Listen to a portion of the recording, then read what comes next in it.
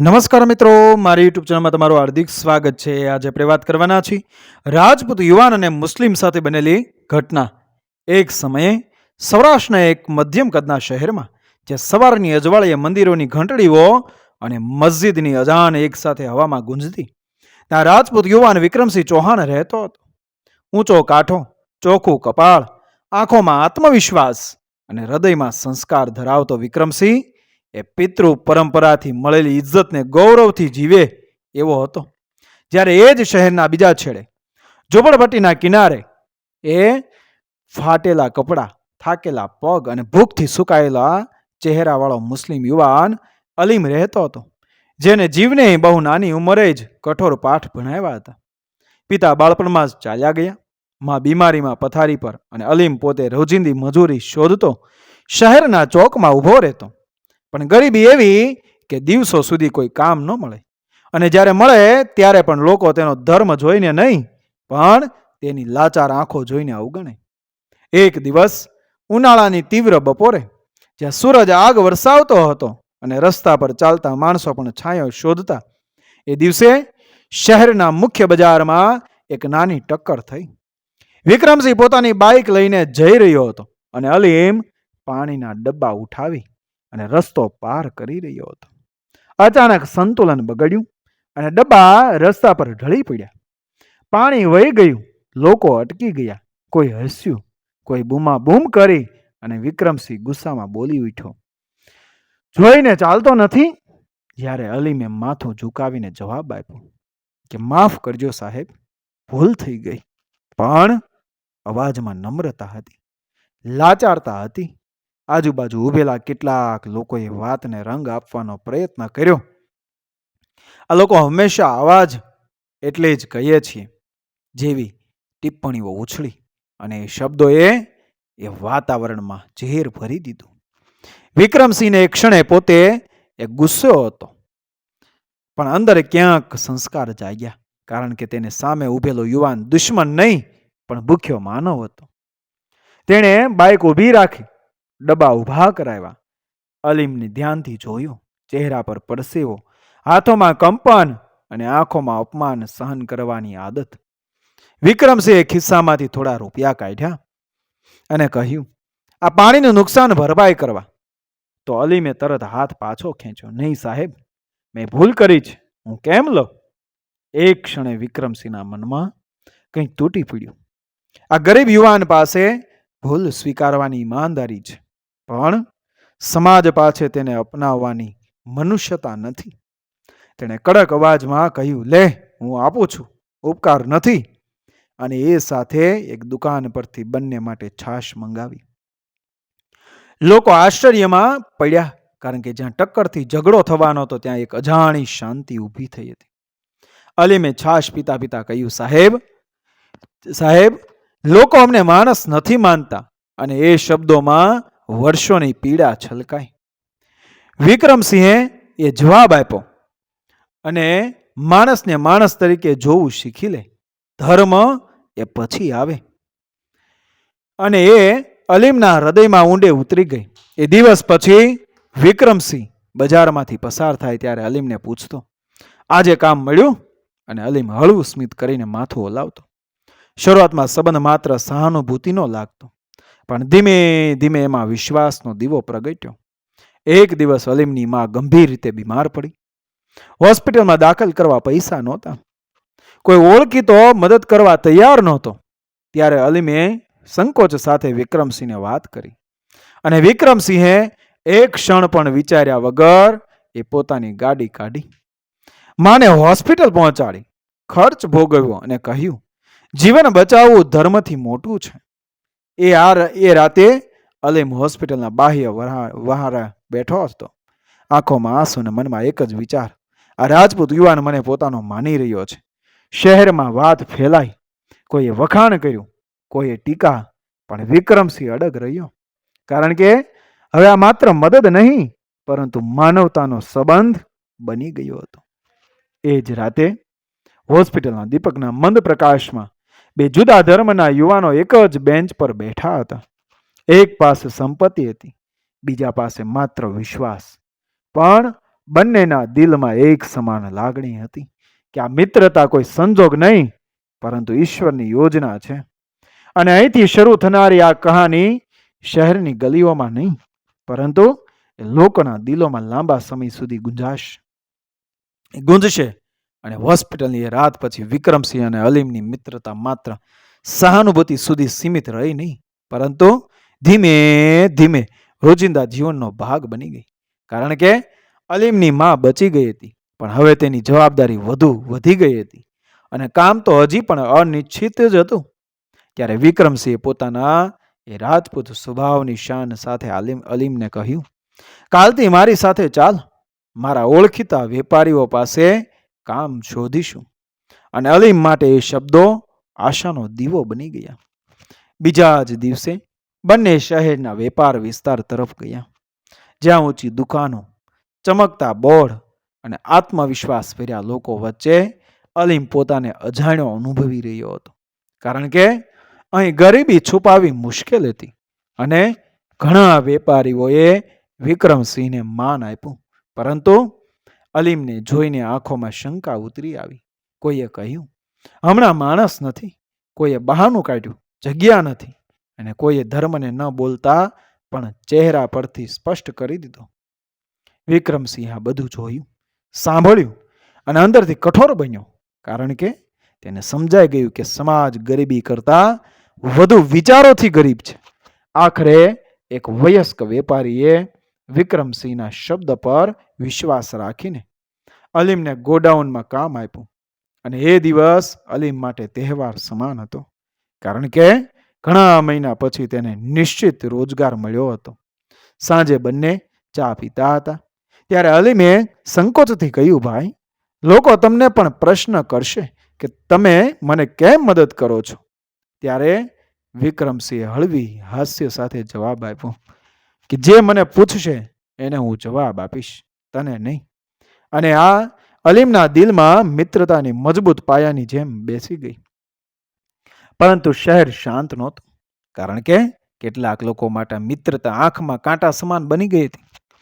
રાજપૂત યુવાન મુસ્લિમને કેમ આગળ ધપાવે છે જેવી વાતો ગલીઓમાં ફરી રહી હતી. અને વિક્રમસિંહના ઘરમાં પણ માતાએ ચિંતા વ્યક્ત કરી. દીકરા, સમાજ શું કહેશે? ત્યારે વિક્રમસિંહે નમ્ર પણ દ્રઢ અવાજ કહ્યું, માં, સમાજ ત્યારે બોલે છે જ્યારે કોઈ સારું કરે. અને પિતાએ મૌન રહીને દીકરાની આંખોમાં આત્મવિશ્વાસ જોયો. બીજી તરફ અલીમના વિસ્તારમાં પણ ચર્ચા શરૂ થઈ. એ રાજપૂત પર વધારે વિશ્વાસ ન રાખ, સમય બદલાશે જેવા શબ્દો તેને અચાનક ડરાવા લાગ્યા. અને એક દિવસ તેણે વિક્રમસિંહને એ કહ્યું, ભાઈ, જો કાલે કોઈ ઝઘડો થાય તો હું પાછળ હટી જઈશ. ત્યારે વિક્રમસિંહે તેની તરફ કડક નજરે જોયું અને કહ્યું કે મિત્રતા શરતો પર નથી ચાલતી. અને એ દિવસે અલીમે નક્કી કર્યું કે હવે તે ડરથી નહીં, પરંતુ વિશ્વાસથી જીવશે. દિવસો પસાર થતા ગયા. અલીમ મહેનતથી કામ કરતો રહ્યો. પગાર ઓછો હતો, પણ ઈમાનદાર હતો. અને ધીમે ધીમે વેપારી પણ તેની પ્રશંસા કરવા લાગ્યો. પણ સમાજની શંકા ઓછી થઈ નહીં. એક સાંજે બજારમાં અફવા ફેલાઈ કે અલીમને કારણે કોઈ તણાવ થશે.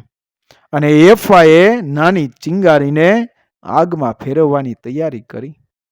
અને એ જ સાંજે જ્યારે વિક્રમસિંહ અને અલીમ સાથે ઘરે જઈ રહ્યા હતા, ત્યારે કેટલાક ઉશ્કેરાયેલા યુવાનો સામે આવી ગયા. પ્રશ્નો કર્યા, શબ્દો તીખા હતા, વાતાવરણ ગરમ હતું. અને એક ક્ષણે બંને મિત્રોની આંખોમાં એકબીજાની તરફ જોયું. ડર નહીં, પરંતુ અડગતા હતી. વિક્રમસિંહે સ્પષ્ટ શબ્દોમાં કહ્યું, અલીમ, મારી જવાબદારી છે. અને અલીમે પણ હિંમત ભેગી કરીને કહ્યું, હું કોઈનો દુશ્મન નથી. અને એક ક્ષણે વાત ટળી ગઈ, પરંતુ બંને સમજી ગયા કે તેમની મિત્રતાની કસોટી હવે શરૂ થઈ ચૂકી છે. એ રાત્રે બંને અલગ અલગ ઘરમાં સૂતા હતા, પરંતુ વિચારો એક જ હતા. આ મિત્રતા સરળ નથી, પણ સાચી છે. અને સાચી વસ્તુઓ ક્યારેય સહેલી હોતી નથી. શહેરની ગલીઓમાં શાંતિ દેખાતી હતી, પરંતુ અંદરથી તોફાન તૈયાર થઈ રહ્યું હતું. અને આ તોફાનમાં બે મિત્રો એ કેવી રીતે ઊભા રહેશે એ સમય જ બતાવશે. સમય આગળ વધતો ગયો. તેમ શહેરની બહારથી દેખાતી શાંતિ એ અંદરથી ધીમે ધીમે તૂટતી જઈ રહી હતી. કારણ કે જ્યાં માનવતા દીવો પ્રગટે છે ત્યાં કેટલાક લોકો તેને બુઝાવવા હંમેશા તૈયાર જ હોય છે. અને વિક્રમસિંહ તથા અલીમની મિત્રતા હવે એવી સ્થિતિએ આવી પહોંચી હતી કે લોકો તેને વ્યક્તિગત સંબંધ નહીં પરંતુ એક વિચારધારા તરીકે જોતા હતા. અલીમ રોજની જેમ ગોડાઉનમાં કામ કરતો હતો, પરંતુ હવે તેની મહેનત આંખે ચઢવા લાગી હતી. વેપારીએ પણ તેને વિશ્વાસપાત્ર માનીને જવાબદારી સોંપી. અને આ બદલાવથી કેટલાક સ્થાનિક યુવાનો અસ્વસ્થ થવા લાગ્યા, કારણ કે તેમને લાગ્યું કે બહારનો માણસ આગળ વધી રહ્યો છે અને એ અવસ્થાએ ધીમે ધીમે દ્વેષનું સ્વરૂપ ધારણ કર્યું. એક દિવસ બજારમાં નાની ચોરી થઈ અને કોઈ પુરાવા વગર અલીમ પર શંકાની આંગળી ઉઠી, કારણ કે તે સરળ નિશાન હતો. લોકો ભેગા થયા, અવાજ ઊંચા થયા અને વાત એટલી વધી કે અલીમને જાહેરમાં એ અપમાનિત કરવામાં આવ્યો. તેણે પોતાની નિર્દોષતા સાબિત કરવાનો એ પ્રયત્ન કર્યો, હાથ જોડ્યા, સમજાયું, પરંતુ કોઈ સાંભળવા તૈયાર નહોતું. અને એ જ સમયે વિક્રમસિંહને ખબર પડી. તે દોડી આવ્યો, ભીડ વચ્ચે ઊભો રહ્યો અને એક એક માણસની આંખોમાં જોઈને કહ્યું, પુરાવો છે, પરંતુ ભીડને પુરાવાની જરૂર નહોતી. તેને ફક્ત ગુસ્સાને બહાર કાઢવો હતો. વાત વધી, ધક્કામુક્કી શરૂ થઈ અને એક ક્ષણે અલીમને લાગ્યું કે હવે વિક્રમસિંહ પાછળ હટી જશે, કારણ કે સામે આખો સમાજ ઊભો હતો. પરંતુ વિક્રમસિંહ અડગ રહ્યો. તેણે અલીમને પોતાના પાછળ ઊભો રાખ્યો અને કહ્યું, જો દોષી સાબિત થાય તો હું પણ સજા સ્વીકારું, પણ બિન પુરાવા એક માણસને તોડી નાખશો નહીં. અને આ શબ્દોએ વાતાવરણમાં એ થોડી ક્ષણ માટે શાંતિ પેદા કરી. પોલીસ આવી, તપાસ થઈ અને અંતે સાચો ચોર પકડાયો. અલીમ નિર્દોષ સાબિત થયો, પરંતુ તેની આંખોમાં જે અપમાનની આગ સળગી હતી તે સહેલાઈથી બુઝાય એવી નહોતી. એ સાંજે અલીમ એકલો બેઠો હતો. મનમાં વિચારતો હતો કે મારી હાજરી વિક્રમસિંહ માટે મુશ્કેલ બની રહી છે, અને એ વિચારે તેને અંદરથી તોડી નાખ્યું. બીજી તરફ વિક્રમસિંહના ઘરે પણ વાતાવરણ બદલાયું હતું. કેટલાક સગાઓએ સ્પષ્ટ શબ્દોમાં કહ્યું, આ મિત્રતા છોડી દે, નહીં તો તારો દરજ્જો ઘટશે. અને આ શબ્દોએ વિક્રમસિંહને દુઃખ પહોંચાડ્યું, કારણ કે તેણે પહેલી વાર સમજ્યું કે સમાજ માનવતાને પણ હિસાબમાં તોલે છે. એ રાત્રે બંને મળ્યા, શાંતિથી બેઠા અને અલીમે ધીમા અવાજે કહ્યું, ભાઈ, કદાચ હવે મને દૂર થઈ જવું જોઈએ. ત્યારે વિક્રમસિંહે તેની તરફ જોયું. આંખોમાં ગુસ્સો નહીં પરંતુ પીડા હતી, અને કહ્યું, જો તું દૂર ગયો તો લોકો જીતશે. અને એ અલીમના હૃદયમાં ફરી હિંમત ભરી. પરંતુ પરીક્ષા હજી બાકી હતી, કારણ કે થોડા દિવસ પછી શહેરમાં તણાવ ફેલાયો, અફવાઓ ફરી, બજારો વહેલા બંધ થવા લાગ્યા. અને એક સાંજે અલીમ કામ પરથી ઘરે ફરતો હતો ત્યારે રસ્તામાં તેને રોકી લેવામાં આવ્યો. વાત વધતી ગઈ, હાથ ઊંચા થયા અને એક ક્ષણે વિક્રમસિંહ ફરી એક વખત સામે આવ્યો. કોઈ હથિયાર વગર, કોઈ ડર વગર, ફક્ત મિત્રતાના ભરોસે. પરિસ્થિતિ નિયંત્રણમાં આવી, પણ બંને સમજી ગયા કે હવે તેમની મિત્રતા માત્ર તેમની નથી રહી, તે સમાજ માટે એક પરીક્ષા બની ગઈ છે. એ રાત્રે એ વિક્રમસિંહ અલીમને એ પોતાના ઘરે રાખ્યો, કારણ કે બહારનું વાતાવરણ સુરક્ષિત નહોતું. અને એ ઘરમાં જ્યાં રાજપૂત પરંપરા, મૂલ્યો અને શાનની વાતો થતી, ત્યાં એક ગરીબ મુસ્લિમ યુવાન મહેમાન નહીં પરંતુ પરિવારના સભ્ય તરીકે રહ્યો. માતાએ ભોજન પીરસ્યું, પિતાએ મૌન સહમતિ આપી અને અલીમની આંખોમાં આંસુ આવી ગયા, કારણ કે પહેલી વાર તેને લાગ્યું કે આ મિત્રતા હવે લોહીની જેમ ગાઢ બની ગઈ છે. બહાર શહેરમાં અંધકાર છવાયેલો હતો, પરંતુ આ ઘરમાં માનવતાનો દીવો પ્રજ્વલિત હતો. અને એ દીવો હવે કોઈ પણ તોફાન સામે એ ઝૂકવાનો નહોતો. રાતે શહેરમાં તણાવનો પડછાયો હજી યથાવત હતો, પરંતુ વિક્રમસિંહના ઘરમાં એ રાત એક નવી સવારની શરૂઆત બની ગઈ હતી, કારણ કે જ્યાં અંધકાર ફેલાયો હતો ત્યાં ઘરમાં માનવતાનો દીવો અડગ રીતે પ્રજ્વલિત રહ્યો હતો. અલીમ વિક્રમસિંહના ઘરના આંગણે બેઠો હતો, આંખોમાં આંસુ અને મનમાં એ કૃતજ્ઞતાનો ભાર. કારણ કે ગરીબી, અપમાન અને તિરસ્કાર વચ્ચે જીવેલા જીવન પછી તેને પહેલી વાર લાગ્યું કે કોઈ તેને માત્ર ધર્મ કે સ્થિતિથી નહીં પરંતુ માણસ તરીકે જોઈ રહ્યો છે. અને એ જ સમયે વિક્રમસિંહ અંદરથી બહાર આવ્યો, તેની પાસે બેઠો અને શાંતિથી કહ્યું, કાલે જે થવાનું છે એથી ડરશો નહીં. સત્ય સાથે ઊભા રહીશું તો ભગવાન પણ સાથે રહેશે. અને આ શબ્દોએ અલીમના તૂટેલા આત્મવિશ્વાસને ફરી ઊભો કરી દીધો. બીજા દિવસે શહેરના ચોકમાં મોટી સભા બોલાવવામાં આવી, કારણ કે એ તણાવને સમાધાનમાં ફેરવવો જરૂરી હતો. લોકો ભેગા થયા, ચહેરાઓ પર શંકા અને ગુસ્સો હતો, પરંતુ એ ભીડ સામે વિક્રમસિંહ અને અલીમ એક સાથે ઊભા રહ્યા. કોઈ નારા વગર, કોઈ પડકાર વગર, ફક્ત સત્ય અને સાદગી સાથે. વિક્રમસિંહ ઊંચા અવાજે કહ્યું, આ યુવાન ગરીબ છે પરંતુ ગદ્દાર નથી, મુસ્લિમ છે પરંતુ દુશ્મન નથી, અને જો તેની સૌથી મોટી ભૂલ હોય તો એ એટલી જ છે કે એ જીવવા માગે છે. અને આ શબ્દોએ ભીડમાં હલચલ મચાવી દીધી. અલીમે પણ આગળ વધીને કહ્યું કે હું કોઈનો અધિકાર છીનવા નથી આવ્યો, હું ફક્ત મહેનત કરીને મારી માતાને જીવતી રાખવા માંગુ છું. અને એ ઘણા હૃદયોને સ્પર્શી લીધા. વડીલો આગળ આવ્યા, પોલીસ અને આગેવાનો વચ્ચે વાતચીત થઈ, અફવાઓ ખોટી સાબિત થઈ અને ધીમે ધીમે તણાવ ઓસરવા લાગ્યો. કારણ કે જ્યારે સત્ય એ ખુલ્લેઆમ બોલે છે ત્યારે અસત્ય લાંબો સમય ટકી શકતું નથી. એ દિવસે શહેરે એક નવો પાઠ શીખ્યો કે ધર્મ દિવાલ બની શકે છે પરંતુ માનવતા પુલ બને છે. સમય પસાર થયો. અલીમ પોતાની મહેનત અને ઈમાનદારીથી આગળ વધ્યો. નાનકડું કામ શરૂ કર્યું. માતાની સારવાર નિયમિત થવા લાગી અને વિક્રમસિંહ તેના માટે મિત્ર નહીં પરંતુ માર્ગદર્શક બની ગયો. વર્ષો બાદ જ્યારે શહેરમાં કોઈ તણાવ ઊભો થતો, લોકો આ બંને મિત્રોની વાત એ ઉદાહરણ તરીકે આપતા. એક રાજપૂત અને એક મુસ્લિમ, જેમણે આગમાં હાથ નાખીને મિત્રતા બચાવી.